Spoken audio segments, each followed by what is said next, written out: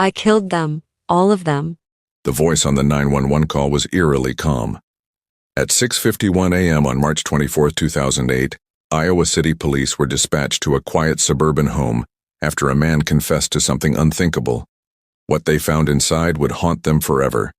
5 lifeless bodies, all members of the same family. The killer? A former bank executive named Steven Supel. As the truth unraveled, investigators would come face to face with a man destroyed by shame, desperation, and guilt, who chose the most horrifying way to escape it all. He called for help, but it was far too late.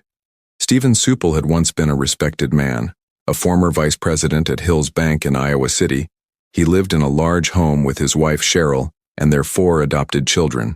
From the outside, it was a picture of Midwestern success. But behind closed doors, Supel was unraveling. He'd been caught embezzling nearly $560,000 from the bank. Facing federal charges, he felt the walls closing in. On March 23, 2008, just hours before his court hearing, Steven made a final decision. If his life was ending, so was his family's. At approximately 11:30 p.m., Steven began his rampage. He attacked his wife Cheryl with a blunt object, killing her in the upstairs bedroom. Then one by one, he went to each child's room. Ethan, Seth, Mira, and Eleanor, all under the age of 10. He used the same method, killing them as they slept. It was slow, calculated, and horrifying. Afterward, he gathered the bodies and attempted to stage a gas explosion, hoping to make it look like an accident, but something stopped him. Maybe guilt, maybe fear. So instead, he picked up the phone and confessed. What details in Steven's life might have warned others he was nearing a breakdown? Why do you think he chose to call 911 after trying to stage an explosion? If you were a detective on this case, what would your first step be at the crime scene? The 911 operator who received Steven's call was stunned. Calm but cold, Steven admitted to the killings and said he'd tried to die by carbon monoxide poisoning. The call lasted just over 4 minutes before disconnecting. Officers rushed to the address, unsure of what they'd find. What they discovered was worse than anyone imagined. Cheryl lay upstairs, bludgeoned. The children's bodies were grouped together. Blood evidence showed a clear timeline of attacks, but Steven wasn't at the house anymore. He was on the run, with one final plan left to carry out. Steven left the house in the family's Toyota Sienna, calling his in-laws and even leaving a voicemail for his lawyer. He confessed everything. Then, around 6:15 a.m., he drove toward Interstate 80. At high speed, he crashed the van into a concrete pillar near an off-ramp. Authorities believe it was intentional, his last act of control. Inside the wreckage, they found Steven's broken body. The crash was the final punctuation on a night of horror that shook Iowa to its core. But investigators still had questions, and they needed answers. Investigators pieced together the Supel family's final hours. Steven had embezzled money for years, taking hundreds of thousands to cover debts. When the bank caught on, they immediately reported it. Steven was indicted and released on bail, but he couldn't face the shame of prison or public disgrace.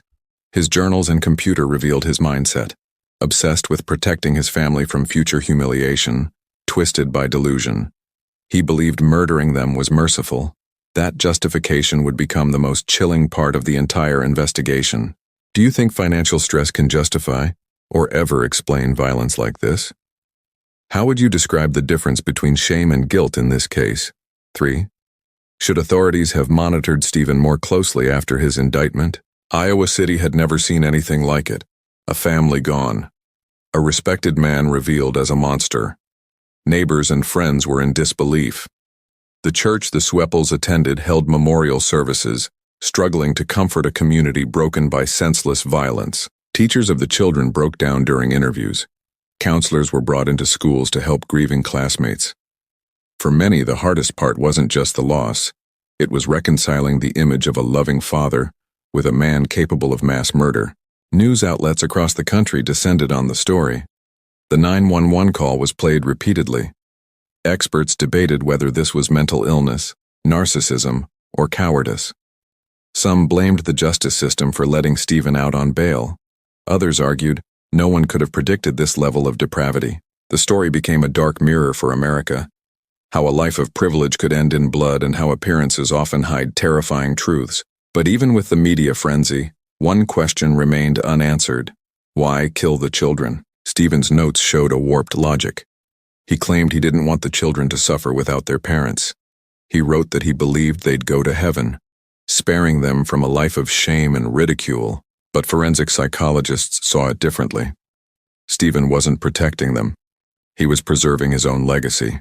In his eyes, his downfall had to be absolute and controlled. It wasn't about mercy.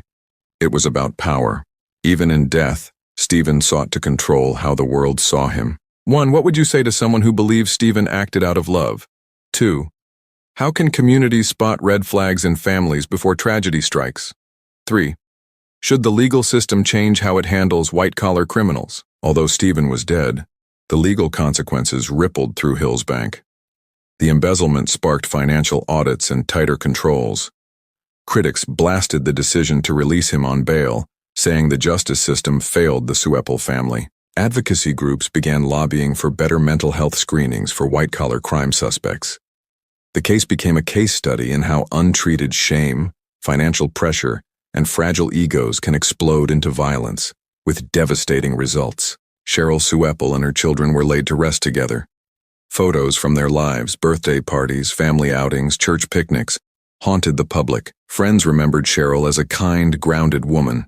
The children were bright, curious, and full of joy. Their lives were taken by someone who claimed to love them, but failed them in every way.